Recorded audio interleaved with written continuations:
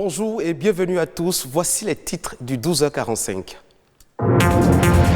Les candidats à l'examen du certificat d'études primaires CEP 2020 ont fini la composition des épreuves écrites et sportives depuis hier. Les regards sont désormais tournés vers les résultats. Mais avant, quel bilan font-ils des 3 jours de composition? Élément de réponse en début d'édition.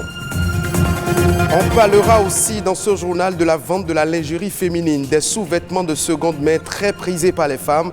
Lingerie en friperie, est-ce hygiénique? Plus de précisions dans ce journal. La traite négrière, au-delà de ses impacts négatifs, a contribué au brassage socio-culturel en Afrique, entre l'Afrique et l'Occident. Un enseignant d'histoire nous en parle dans ce journal.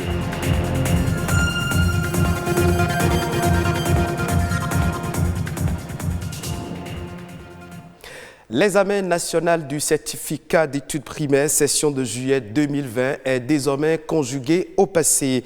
Les dernières épreuves, celles sportives, ont eu lieu hier dans les différents centres de composition sur toute l'étendue du territoire national. À Cotonou, comment les candidats ont-ils vécu cette dernière journée et mieux, quel bilan font-ils à l'issue de ces 3 jours de composition? Rodrigue Bababouito pour le reportage. Ce jour, ils l'ont longtemps attendu depuis le début de l'année scolaire.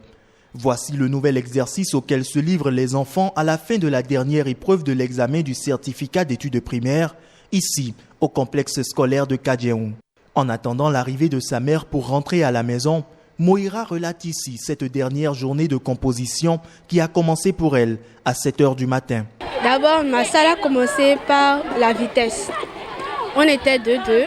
À chaque fois, on passait et arrivé à de l'autre côté, on remettait nos feuilles à la professeure pour qu'elle nous mette si on était premier ou deuxième.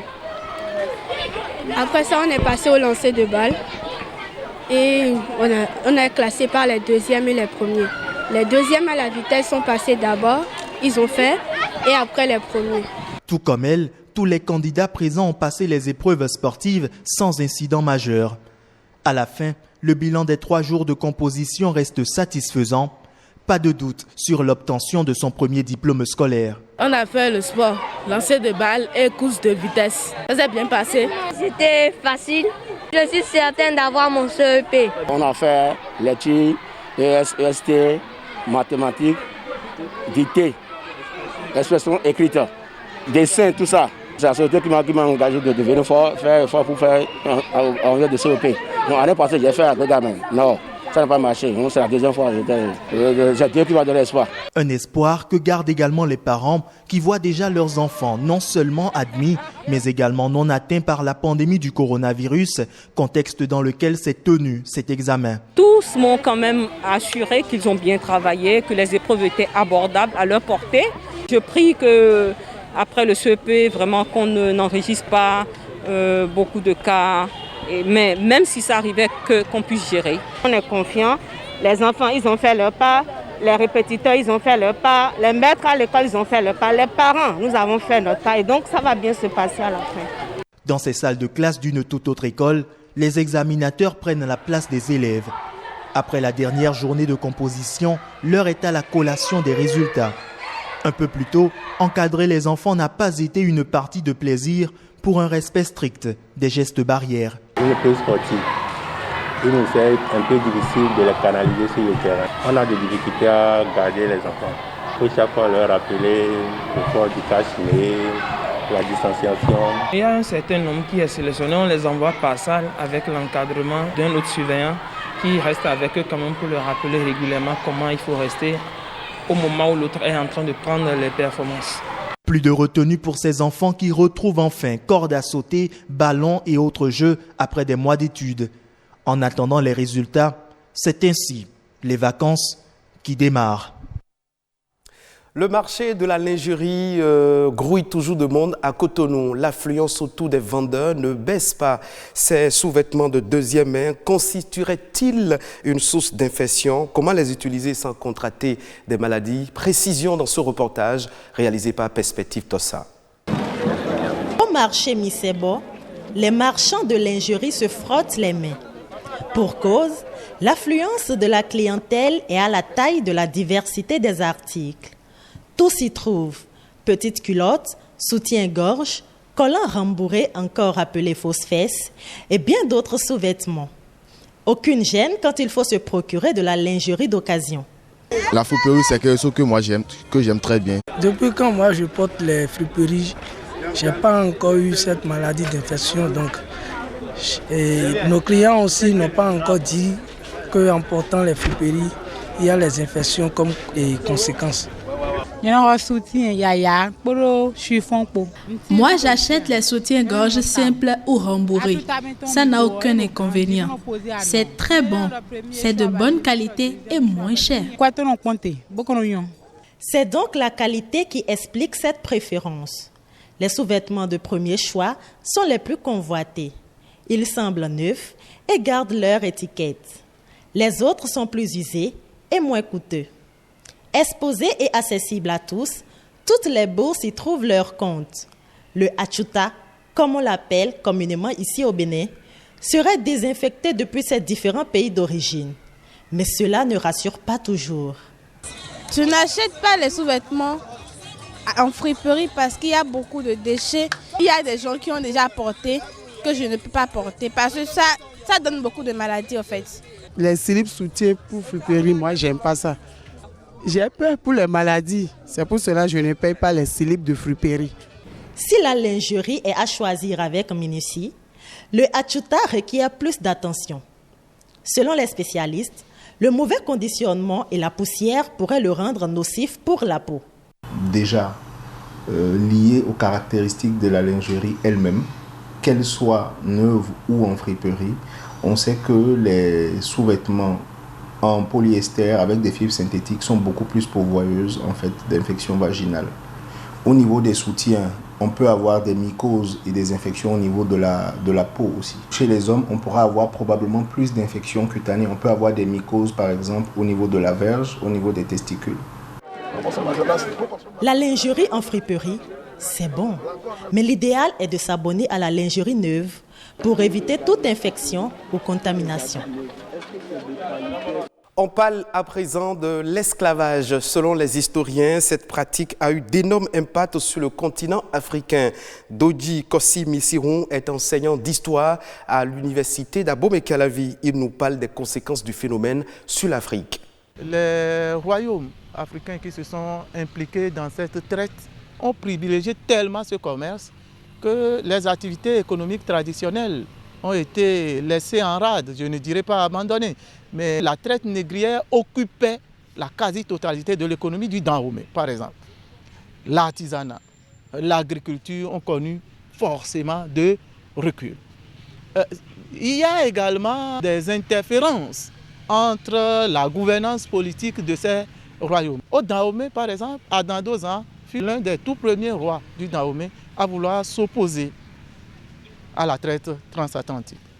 Il a trouvé en face de lui une opposition virulente au sein de la hiérarchie royale. Une des principales personnalités de la hiérarchie royale qui a pris la tête de la fronde, c'est la mère du futur roi Gezo. Alors qu'est-ce que Adandozan va faire? Adandozan va prendre la mère de Gezo et va la vendre comme esclave pour aller voir si cette traite est une bonne chose là. Et tout ceci va conduire à la conspiration qui va évincer Adandozan du pouvoir. C'est pour vous montrer que l'impact n'est pas qu'économique, l'impact est également politique. Aujourd'hui, tout le monde reconnaît que les conséquences heureuses existent dans les Amériques et chez nous. Le rap, le reggae, le jazz, c'est la rencontre entre le tam-tam africain, importé d'ici par les nôtres, et les instruments de musique du maître européen, c'est-à-dire le piano, le violon, etc. Et ce n'est qu'un aspect. Nos religions traditionnelles ici sont retrouvées au Brésil. Et donc, le transfert de savoir ne s'est pas fait seulement du maître à l'esclave, non.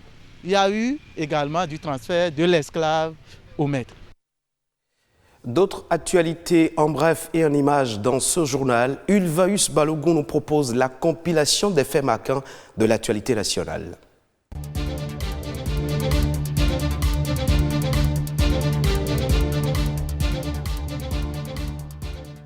Le Bénin bénéficie d'un don d'équipements médicaux japonais dans le cadre de la lutte contre le coronavirus. D'un coût global de 1,5 milliard de francs CFA, le don japonais est composé d'un système de radiographie, de moniteurs de chevet, des électrocardiogrammes, des moniteurs centraux et d'ambulances. Par ce geste, les autorités japonaises entendent aider le Bénin à renforcer sa résilience face au coronavirus. Le don a été entériné par la signature d'un accord le mardi 7 juillet dernier. Parlant de la campagne cotonnière 2019-2020, le Bénin conserve sa place de leader africain avec ses 714 000 tonnes de coton produits durant la campagne passée. Une place qu'il entend maintenir et qui explique les dispositions qui ont été prises pour renforcer la résilience du secteur face au coronavirus. Le ministre de l'Agriculture annonce que le Bénin s'est engagé dans une démarche d'intensification et de durabilité de la production et entend mettre en place des technologies innovantes qui préservent la qualité du sol, la qualité du produit, les différentes molécules utilisées dans la production pour garantir une bonne qualité du coton-graine et du coton-fibre ainsi que la santé des hommes qui pratiquent la culture cotonnière.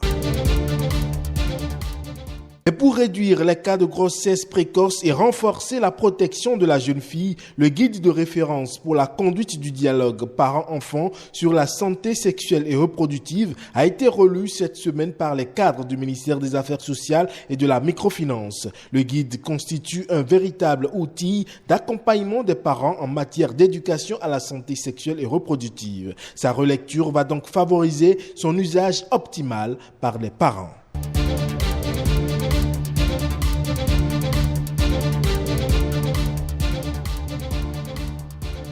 Nous sommes à présent au Sénégal. Désormais, entre deux boulangeries, il faut une distance de 500 mètres. C'est l'une des nouvelles dispositions prises pour assainir la filière au Sénégal. Cette réglementation prend en compte la qualité et l'hygiène dans la chaîne de production et de distribution.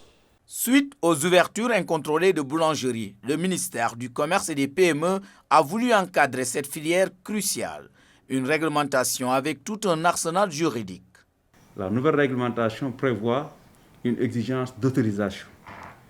Et cette autorisation ne peut être obtenue qu'après, en tout cas, dépôt d'un dossier comprenant le registre du commerce du requérant, son identification aux impôts, les plans de sa future boulangerie, mais la localisation de la boulangerie, parce que dorénavant, il y a une exigence de taille qui vise à, en tout cas, implémenter une certaine distanciation entre boulangeries.